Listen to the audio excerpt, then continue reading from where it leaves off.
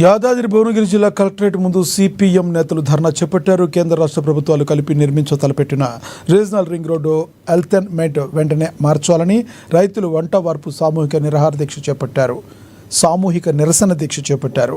ORR నుండి 40 కిలోమీటర్ల దూరంలో ప్రతిపాదించిన మొదటి అలైన్మెంట్ అమలు చేయాలని చెరుపల్లి సీతారాములు డిమాండ్ చేశారు.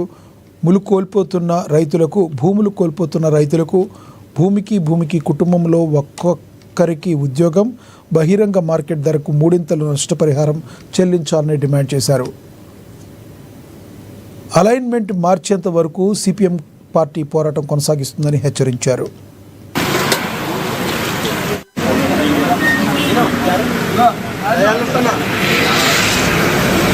ప్రజలకు ఇచ్చినటువంటి వాగ్దానాలను అమలు చేయడానికి ఇది మార్గం తప్ప ఒట్టి మాటలతో ప్రజల్ని మోసం చేయడం మాత్రం మంచిది కాదు.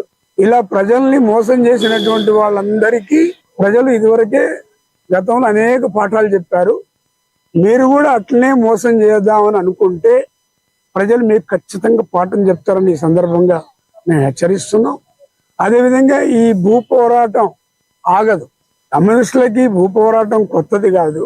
భూమి భుక్తి విముక్తి కోసం జరిగినటువంటి పోరాటం తెలంగాణ ప్రజలకి, ప్రపంచ ప్రజానీకానికి అందరికీ తెలుసు. ఆనాటి నుంచి ఈనాటి వరకు కూడా భూమి భుక్తి విముక్తి కోసం జరుగుతున్నటువంటి పోరాటాన్ని జయప్రదం చేయాల్సినటువంటి అవసరం ఉంది.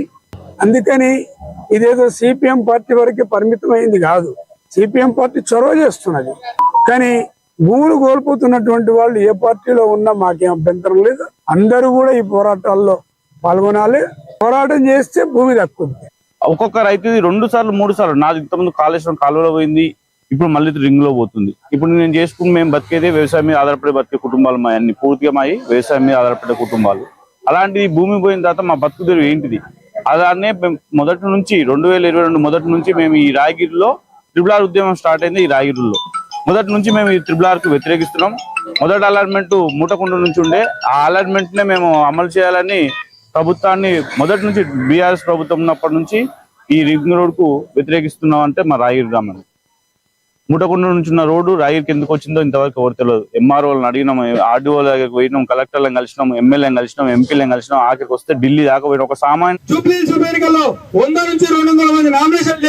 ఒక్కొక్క రైతు 2 సార్లు 3 సార్లు నాది ఇంతకుముందు కాళేశ్వరం కాలువలో పోయింది, ఇప్పుడు మళ్ళీ రింగ్ లో పోతుంది. ఇప్పుడు నేను చేసుకుని మేము బతికేదే వ్యవసాయం మీద ఆధారపడి బతికే కుటుంబాలు మా అన్ని పూర్తిగా మా వ్యవసాయం మీద ఆధారపడే కుటుంబాలు.